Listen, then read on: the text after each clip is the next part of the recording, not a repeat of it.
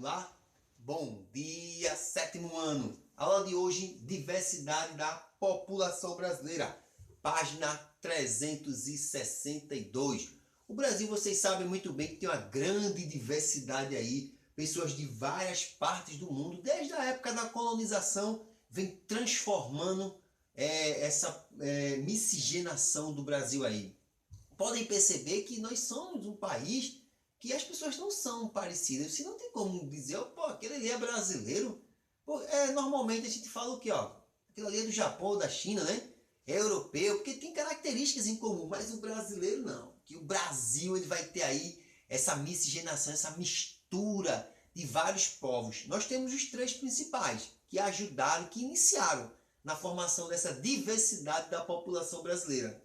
Os nativos indígenas, os africanos, certo? Que eles vieram aqui forçados, vieram escravizados para trabalhar aqui no Brasil, e os portugueses. Então são os três que iniciaram. Depois vieram os asiáticos, outros europeus, e transformou esse Brasil nesse país multicultural. O nosso Brasil tem várias religiões, todas aí respeitadas.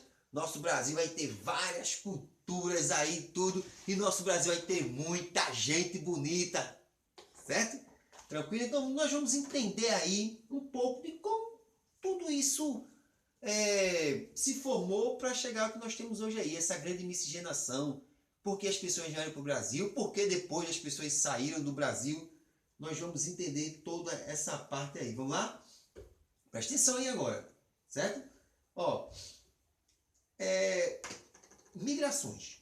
Tem tudo a ver com o nosso assunto. As migrações são os movimentos, certo? A locomoção, o fluxo que as pessoas fazem. As pessoas podem migrar, sair de uma localidade ou entrar por conta de diversos fatores. Nós temos os quatro aqui principais. Questões de espaço, duração, forma e controle. Vamos lá. Do espaço, a migração ela pode ser interna ou pode ser externa, de acordo com o espaço. A interna é aquela que acontece dentro da própria localidade. Por exemplo, a nossa migração mais famosa, o êxodo rural, saída do campo para a cidade. Êxodo rural é quando o homem sai do campo para a cidade, em busca de melhores condições, tá bom? Ou êxodo urbano, eu me aposentei, estou cansado, não quero mais aquela agitação da cidade, então eu vou para a zona rural, tá vendo? É o contrário aí. Ou a migração pode ser externa, intracontinentais e intercontinentais. Intracontinental de um continente para o outro, intercontinental dentro do próprio continente. Eu estou aqui no Brasil e vou ali, vamos embora lá para a Argentina, vou para o Chile, eu estou dentro ainda do continente americano. Agora, se eu saio do Brasil para a Europa, eu estou fazendo uma intra, certo? Beleza? Tá tranquilo aí? Beleza? Vamos lá. Duração. Eu posso sair de forma definitiva, vou de vez, não vou voltar mais, vou chorar, nunca mais vou ver o sétimo ano. Ou eu posso ir de forma temporária, para um trabalho, para uma pesquisa, férias. Então, pode ser dessa forma. Ou, e quanto à forma? Voluntária, de boa. Me programei, vou tranquilo. Ou pode ser forçada. Forçada aí é bronca. Por que a forçada é bronca? Porque você saindo de um lugar forçado por conta de violência, falta de emprego, certo? Algum tipo de desastre natural, terremoto, um tsunami, o que for, força você a sair do local. Pode ser que esteja com um conflito, o seu país, você tenha que sair para se proteger, certo? E o controle da migração. Legal, quando você está todo documentado, com passaporte, tudo tranquilo. Ou clandestina, quando você está entrando de maneira errada, ilegal. Nós temos como exemplo, muitos mexicanos tentam passar para os Estados Unidos de maneira ilegal. Certo aí? Beleza? Vamos lá. Dando continuidade aqui ao nosso assunto, nós vamos ter aqui agora, pessoal, bem, esses movimentos migratórios. Certo? Perceba aqui na imagem, vocês estão vendo aí vários fluxos. Quanto mais largo tiver a seta, é porque o fluxo é maior, as pessoas estão indo mais para aqueles locais. E hoje aqui o mundo em si, vivencia grande parte aí dessas movimentações. No início, os europeus vinham muito para aqui, para o continente americano, para o continente africano, certo?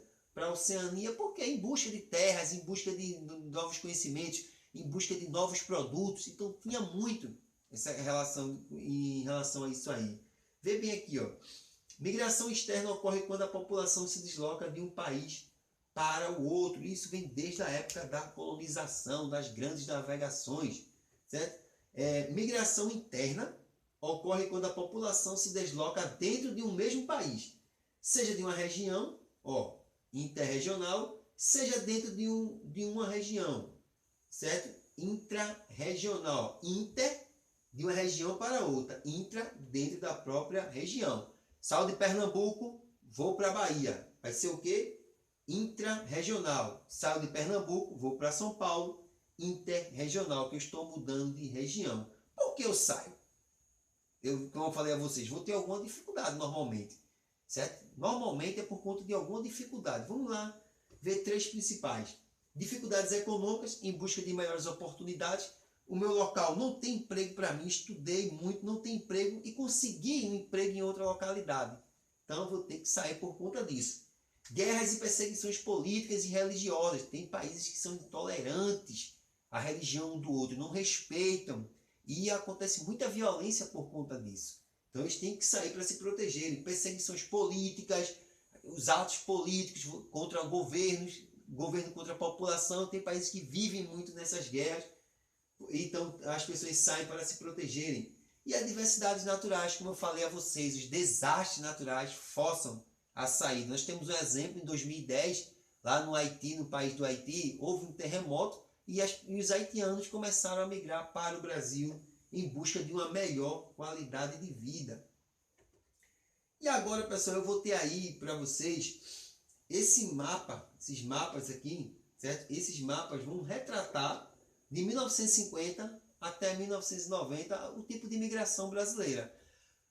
Lembre-se que eu disse que nossa principal é o quê? O êxodo rural, saída do homem do campo para a cidade em busca de melhores condições, tá bom? E tinha muito uma migração no início do Nordeste para o Sudeste, também em busca de melhores condições. Os nordestinos migraram muito, foram muito para São Paulo, principalmente, para poder ter uma melhor qualidade de vida.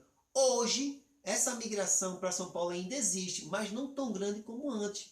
Existe até a migração de retorno, as pessoas estão voltando, por quê? São Paulo se desenvolveu tanto, que agora também está faltando emprego. Muita gente se empregou e os que estão lá não estão conseguindo mais. Então, as pessoas começam a voltar para suas localidades e percebam que há aqui agora um fluxo para todas as regiões. O que era uma concentração saindo para o Nordeste, agora as pessoas migram por dentro do Brasil em busca de melhores condições, porque o nosso país começa a se desenvolver de uma maneira mais completa, porque antes o grande desenvolvimento ficava em São Paulo, tá bom? É dessa forma aí, ó, que o Brasil tem essa mistura, tem esses dialetos que aqui chama macaxeira, em outra região chama aipim, laranja-cravo para mexerica. Por quê? Porque houve essa movimentação aí, essa diversidade brasileira muito grande, tá bom?